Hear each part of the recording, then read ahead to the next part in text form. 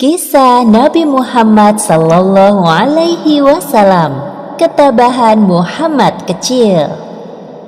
Pada usia 6 tahun, Muhammad kecil kembali ke pangkuan ibunya.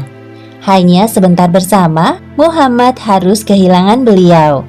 Berselang 3 tahun kemudian, kakek tercintanya meninggal. Sejak saat itu, Muhammad kecil menjadi anak yatim piatu. Tugas pengasuhan selanjutnya diemban oleh paman dari pihak ayahnya yang bernama Abu Thalib. Muhammad kecil sangat bahagia bisa bertemu kembali dengan ibunda Aminah. Mereka menghabiskan waktu untuk bermain dan belajar bersama tentang banyak hal yang terjadi di sekitar. Pada suatu hari, Aminah mengajak Muhammad untuk berziarah ke makam ayahnya di Madinah. Ia pun meminta izin kepada Abdul Muthalib. Meskipun dengan berat hati, akhirnya Abdul Muthalib melepas kepergian cucu dan menantunya bepergian jauh. Perjalanan ke Madinah cukup jauh. Kalian semua berhati-hatilah.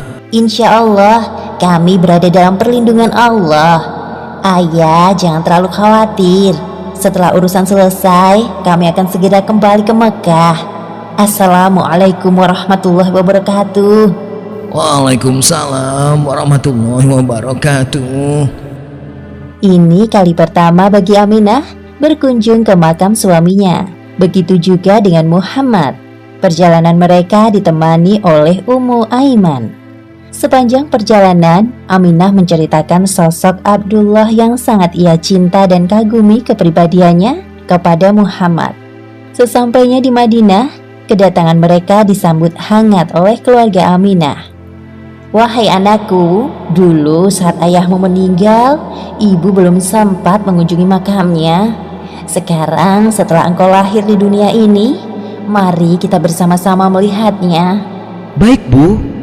Saat itulah Muhammad benar-benar merasakan kehilangan sosok ayah dalam hidupnya. Ia bertekad akan mendampingi ibunya dalam keadaan susah maupun senang. Kira-kira 1 bulan lamanya mereka menetap di Madinah. Sekarang waktunya Aminah dan Muhammad kembali ke Mekah.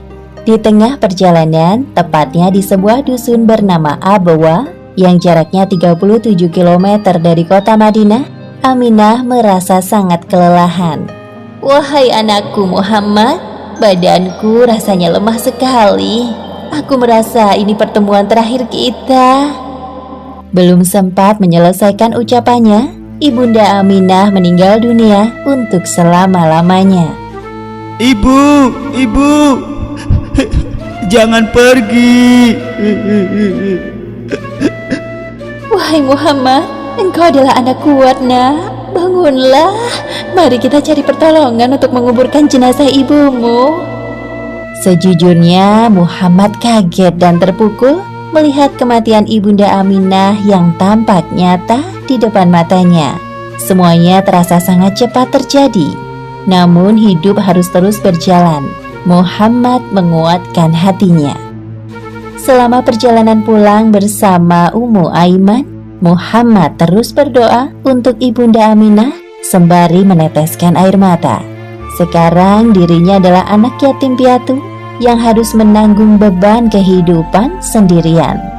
Abdul Muthalib langsung syok mendengar kabar kematian Aminah. Seketika itu beliau mencium Muhammad.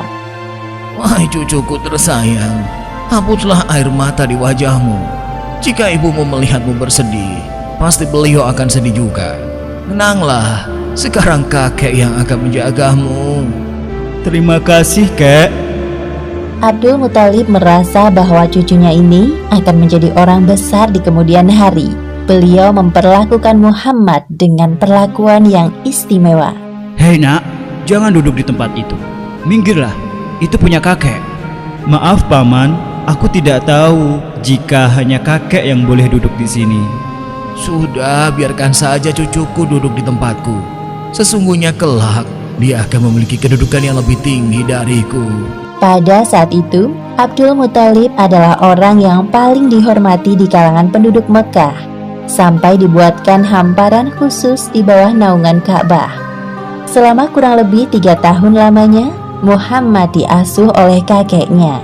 Muhammad kecil sangat menyayangi kakeknya, begitupun sebaliknya. Namun kebahagiaan Muhammad tidak berlangsung lama. Ketika Allah Subhanahu wa Ta'ala memanggil Abdul Muthalib untuk kembali di hadapannya. Wahai kakek, secepat itukah engkau pergi meninggalkanku? Sekarang aku benar-benar merasa kesepian. Tetapi Allah di kemudian hari memberikan nikmat kepada Muhammad untuk menghibur kesedihannya. Sebagaimana disebut di Al-Quran, surat Ad-Duha ayat 6 hingga 7. Bukankah engkau dalam keadaan yatim piatu, lalu diadakannya orang yang akan melindungimu dan menemukan kau saat kehilangan pedoman, lalu ditunjukkannya jalan itu. Menjadi anak yatim piatu yang kemudian ditinggalkan sosok yang amat mencintai, rasanya seperti ditusuk pedang. Itulah yang dirasakan oleh Muhammad di usianya 8 tahun. Kematian Abdul Muthalib tidak hanya membuat duka mendalam di hati Muhammad, begitu juga bagi para penduduk Mekah.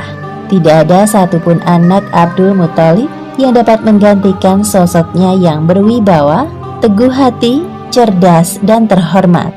Beberapa hari sebelum Abdul Muthalib meninggal, beliau telah berpesan kepada anaknya yang bernama Abu Thalib untuk mengasuh Muhammad. Di antara pamannya yang lain, Abu Thalib memiliki sifat lemah lembut dan penyayang. Abdul Muthalib ingin Muhammad tumbuh dalam pengasuhan yang tepat. Wahai keponakanku tersayang, sebelum ayah meninggal, beliau sempat berpesan kepadaku agar mengasuh dan merawatmu sampai dewasa. Meskipun aku bukan orang kaya, namun pamanmu ini akan bekerja keras untuk menghidupimu seperti anak-anakku yang lain. Terima kasih, wahai paman, engkau sungguh berhati besar. Akhirnya, Muhammad diasuh oleh Abu Thalib sampai masa dewasa. Muhammad adalah anak yang tahu diri.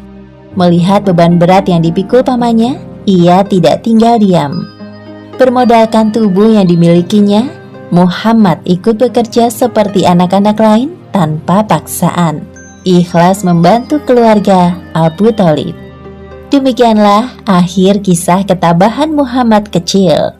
Hikmah yang dapat kita ambil dari kisah ini: pertama, perlakukan keluarga kita dengan sebaik-baiknya sebelum ajal menjemput dan memisahkan. Kedua, jangan pernah lupa mendoakan orang tua kita yang telah meninggal, karena doa anak soleh yang akan mengantarkan pahala dan pengampunan bagi mereka. Wallahu a'lam bishawab.